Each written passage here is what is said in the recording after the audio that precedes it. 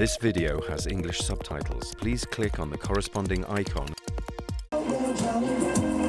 Сергей Румас і Дмітрий Мядзведзеў сустрэнуцца ў пятніцу ў Сочы, заявіла прэс-служба нашага ўраду. Мэта – узгадніць дарожныя мапы па паглыбленні беларуска-расейскай інтэграцыі, а сам інтэграцыйны план Лукашенко і Путін маюць падпісаць 8 снежня. Гэта можа быць нейкі дэкларатыўны нават вельмі агульны дакумент, які трэба будзе прадставіць публіцы, паказаць, што мы працуем у гэтым кірунку. 8 снежня не выпадковая дата. У гэты дзень 20 гадоў таму Лукашенко і Ельцин падпісалі дамову аб стварэнні саюзнай дзяржавы, якой Менск і Масква так і не выканалі. Сёння перамога на полі інтэграцыі дадала б Крамлю сілаў, каб зрэалізаваць іншыя амбіцыі. 9 снежня ў Парыжы адбудуцца перамовы у фармаце нармандскай чацвёркі па сітуацыі на ўсходзе ўкраіны, і там таксама Масква зможа дасягнуць нейкіх пазітыўных для сабе рэзультатаў. 20 гадоў таму Беларусь і Расія дамовіліся стварыць супольную канстытуцыю, валюту, суд і парламент, разам весці дыпламатыю, эканамічную палітыку і абараняцца. Уладзімір Путін нават прапанаваў на 2004 год прызначыць выбары супольнага прэзідэнта. Адной з прычынаў рэанімацыі саюзнай дамовы, на думку Александра Какшарова, можа быць гэтак званая праблема 2024 года.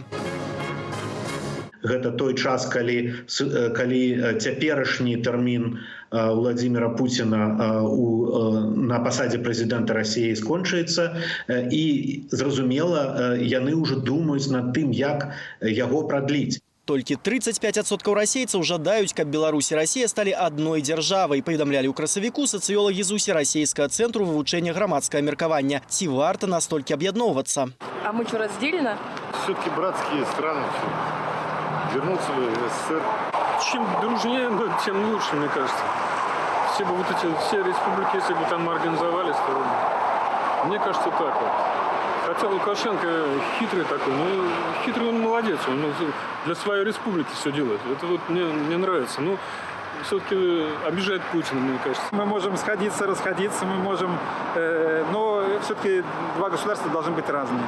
Інтэграцыя будзе не палітычная, а эканамічная, адпіраецца Менск. Аднак самога плану інтэграцыі не публікуе. Пра перамовы са спасылкай на ўласныя крыніцы распавядае толькі расійская газета «Камерсант». Паводле яе Масква дабіваецца супольнага падатковага кодэксу, увядзення Менскам эмбарга супраць еўрапейскіх харчоў, аб'яднання мытняў і супольнай энергетычнай палітыкі. Калі ёсць інтэграцыя эканамічная, то яна немагчымая і паўнавартаснае функцыянаванне без палітычнай таксама інтэграцыі, перадачы часткі суверэнітэту да наднацыянальных органаў. Ніякай інтэграцыі без кампенсацыі падатковага манеўру. Ужо неаднойчы заяўляў Александр Лукашенко. Аднак ці гатовая Масква кампенсаваць Менску амаль 6 мільярдаў долараў. Менавіта столькі, паводле падлікаў Белнафтахіму, ён страціць да 2025 года праз павышэнне цэнаў расійскай нафты. Кожны год запросы з боку Беларусі возрастаюць, і Масква зараз не мае тых фінансавых сродкаў і магчымасцяў далей падтрымліваць вось гэтую эканамічную мадэль, якую Лукашенко адбудаваў. Анансаваных дакументаў 8 снежня Александр Лукашенко можа і не падпісаць, не выключае Дмітрий Балкунец. Але, на ягоную думку, Масква мае дастаткова цярплівасці ды рычагоў, каб змусіць Менск да жаданай Крамлём